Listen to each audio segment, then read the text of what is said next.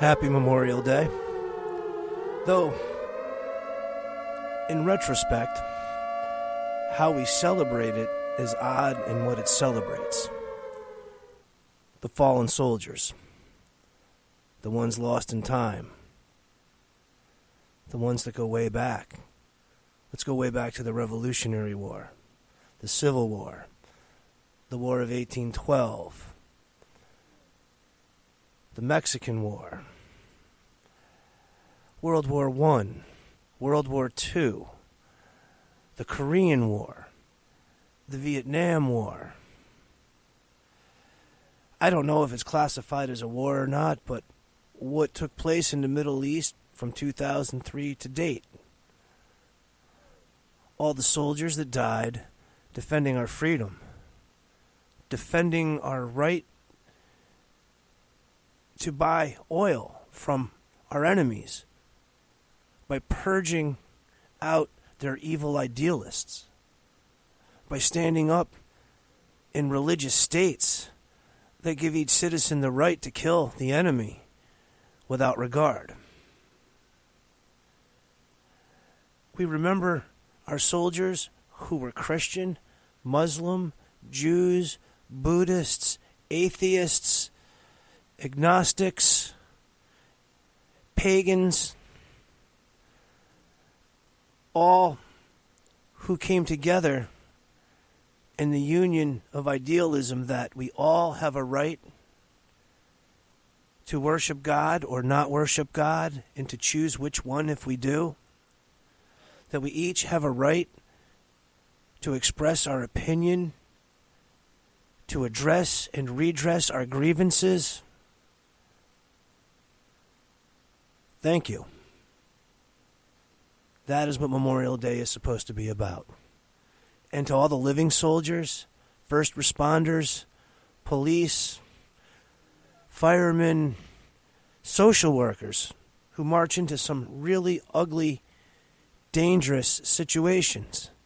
There are so many soldiers on different levels that have died, both defending our society from foreign attackers, foreign enemies, to the ones inside the walls protecting us from ourselves, the domestic enemies that are conscientiously enemies, the ones that unconsciously destroy ourselves. Thank you to all. This is James Hayden, the commentator of Crusader Talk. I think there's going to be a name change because the website is crusadertalk.com. We've been calling ourselves Crusader Radio and Podcast. I think we're going to end up being Crusader Talk Podcast. I like the word radio in there because I'm an old guy, and the idealism of a radio studio, the transmitting, but now we live stream, we don't transmit. But nonetheless, you've reached Crusader Talk Radio and Podcast. There we go. Put on by the Civis Gravis Society, civisgravis.org. As always, we're trying to enlighten the sheeple and turn them back into free-thinking people. Today's show exists simply as a thank you and celebration of Memorial Day Again, I feel guilty because once I'm done doing this, I'm going to go to my home. I'm going to go in the backyard. I'm going to barbecue with the family. I'm going to turn up the radio. I'm going to laugh. I'm going to joke, and I'm going to giggle. We get this wonderful weekend, 3-day weekend and day to focus on our recreation, our level of happiness. And I believe that's what the fallen soldiers would have wanted us to do. Well, nonetheless, this is all I'm talking today. Again, civisgravis.org and www.crusadertalk.com. Today, I'm going to play a couple audio files. The first one is by a guy they called Rod Tyler. I know that wasn't his real name way back when. The man was a philosophical genius for the time and era. And what he is going to speak about first is the enslavement of Americans by the liberal loonies. How we are being enslaved by the Democrats and what they use to enslave us.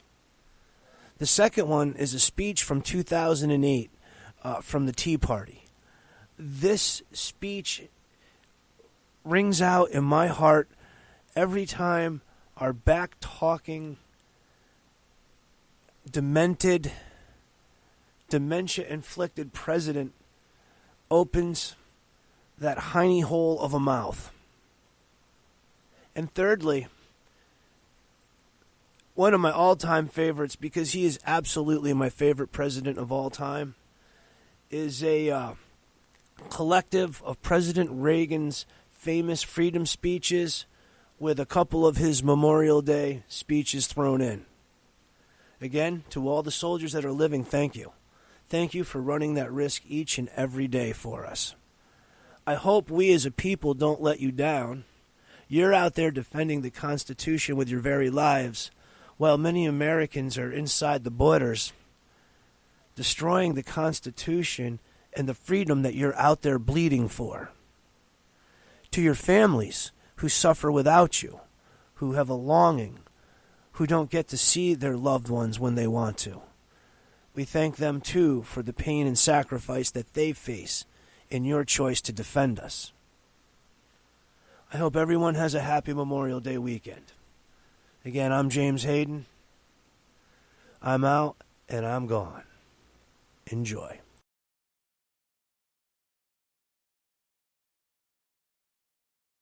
I'm here to talk to you about the problem of slavery. It didn't end in the 1860s. It's a social malady that's with us today, and it's increasing in its scope and virulence. The desire to enslave our fellow man is unfortunately intrinsic to the human character. It has been with us since the beginning of time, on every continent and in virtually every culture, from ancient Egypt to Babylon to Greece and Rome, Africa, Asia, Europe, and the United States. Germany and Japan openly practiced widespread slavery only 50 years ago, and the Soviet Union until less than a decade ago. China even today. It's a disease of our human nature, and yet people are under the impression that it no longer exists. I say to you that in a subtle form it exists in America today, and it's becoming less subtle and more manifest. Madison Avenue has just cleaned it up a little bit, dressed it up in new words. The slave master is now Big Brother, someone to protect you, someone to confide in. But it's all the same. He owns your life. This may sound far-fetched, but I think I can prove it. When the IRS allows you a tax deduction, they and their congressional collaborators and the media call it a tax subsidy. In other words, they designate it as a gift to you, a subsidy. The only way they could conceive this terminology is by presupposing that they, i.e. the government, own all the money. Their view is that they're entitled to it all. That which they allow you to keep is their compassionate and generous gift to you. How can this be? You create the money by your efforts, your sacrifice, your creativity, your risk-taking. So how can it belong to them? It's very simple. They own you. They own everything you produce, your money, your house, your thoughts and ideas, your children.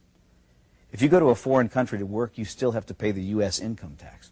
You could dig a hole in the middle of Siberia and they'd be entitled to a cut of your wages because in their minds, under their law, they own you. They create arcane and esoteric laws to criminalize you. You may try, but you can't obey them. You can't even understand them without a lot of professional help. You have to run around slavishly collecting little pieces of paper, receipts, 7 years of detailed financial records because you might be called on to give an account of yourself to the big boss man. And if you've made a mistake, he can take everything you have. He loves it that way. That's total power over you, slavery. I don't remember when we, the people, signed over ownership of ourselves. It just gradually happened by them taking more and more of our freedom. But here's the worst part. It's really only just begun.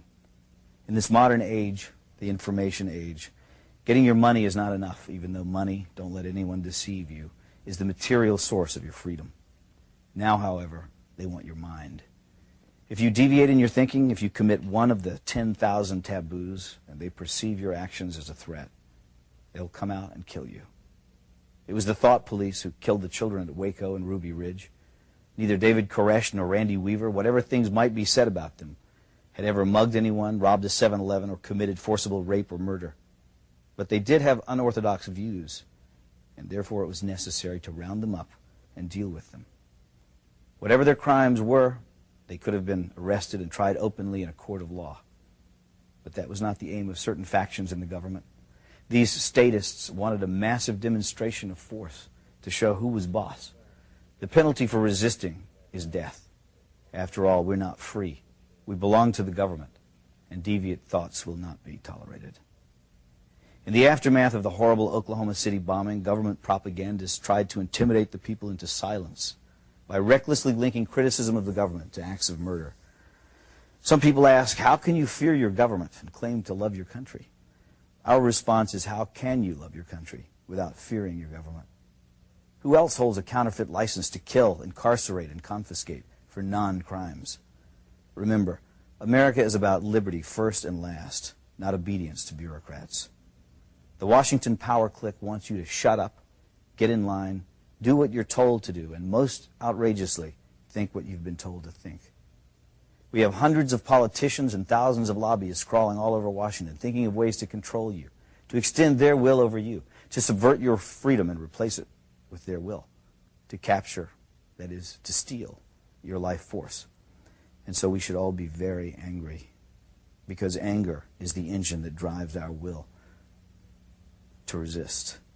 And without resistance, without awareness, they will take it all. That's not just politically perverse. It's a sin against mankind, because freedom is actually sacred. Drop an ant into a jar and seal the lid. It will spend the rest of its life trying to get out. It has nowhere to go, but it wants to be free. That is its nature. It's the way every living thing is made. Once, a long time ago, I saw something at the zoo, a wolf lying in its cage. I thought about how this magnificent animal was the end product of millions of years of evolutionary design. A nose that could detect the faintest scent, ultrasonic hearing, eyes that could see in the dark, teeth and jaws capable of crushing thick bone, heart and lungs that could run him for hours in a sub-zero blizzard. And yet there he was, lying forlorn and full of despair. He was well fed. He had a clean habitat and water and medical care. So what was the problem? He was sick with the knowledge that his wonderful powers would never be exercised again. And so he lay there, his head on his paws, staring blankly ahead at perhaps some imaginary forest that he could never reach because there were bars around him. They had not killed his body, but they were destroying his soul. God gave Adam and Eve freedom, even though he knew they would invite death into the world. That's how important freedom is in the divine scheme of things. And that's why we urge you to defend it always.